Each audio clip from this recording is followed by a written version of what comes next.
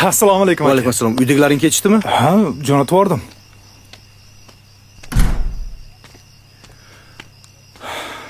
Uyga kiramiz. Sanjar.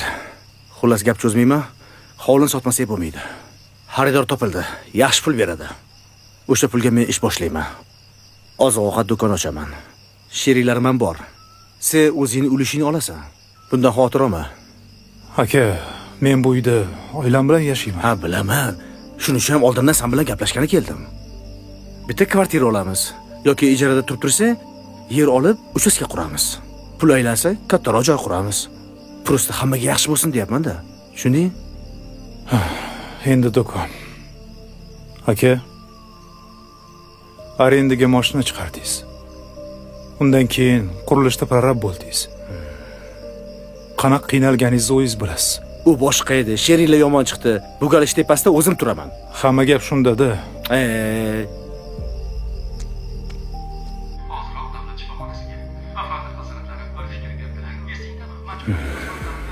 Aka, nimalar qilyapsiz? Chet elda 10 yil ter to'kdim, Sanjar.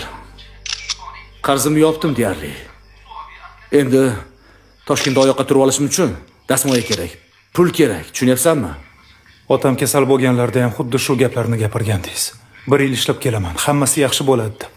Otam sizni kuta olamdan o'tdilar. Janozaga ham yetib kela olmagandingiz. Ha. Kela olmadim. Imkonim bo'lmadi. Yuzimga solmagin, o'zimdan o'tganini o'zim bildim. Yuzingizga solmayapman. Eslatyapman faqat.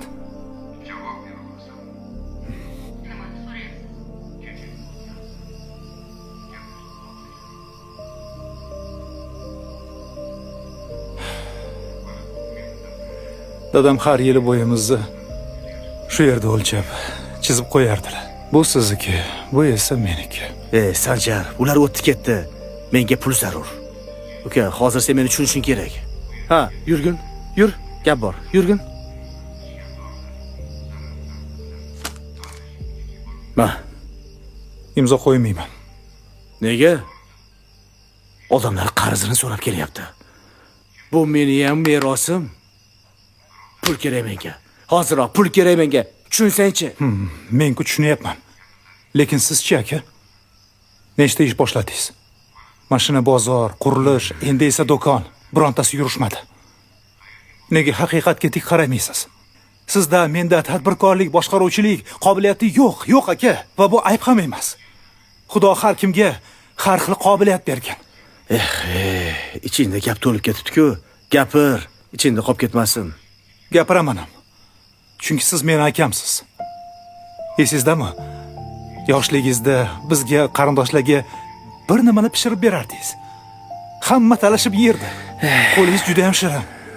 Binoydek oshpazsiz. Lekin o'zingizni qiynab, baxtingizni uzoqdan qidiryapsiz. Ha, pul shundoq qo'lingizda turibdi-ku. Oshpazning oyligi nima bo'lardi?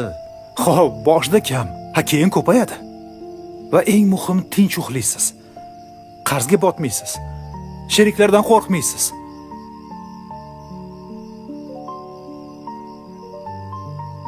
Qachon boriga shukr qilib yashasangiz, o'shanda baxtli bo'larkansiz aka.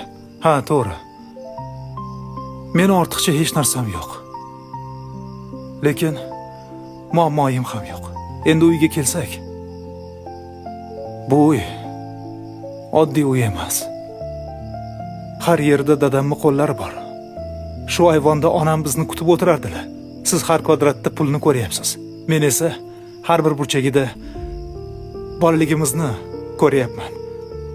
Ota-onamizni mehrini ko'ryapman. Bebaho xotiralarimizni ko'ryapman.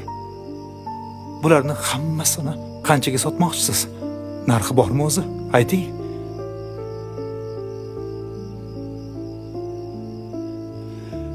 Sizni haqqingizni beraman. Ishlayman, qarz olaman, hammasini yig'ib beraman. Lekin hovli sotilmaydi. Iltimos, buni boshqa mendan so'ramang. Hozir.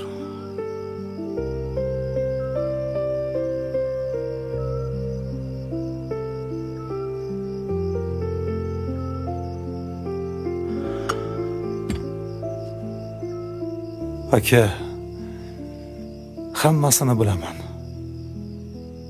Dadamning ishlari yurishmay qolganda, bozorga chiqib sovuqda yelkangizda yuk tashib bizni boqqaningizni bilaman.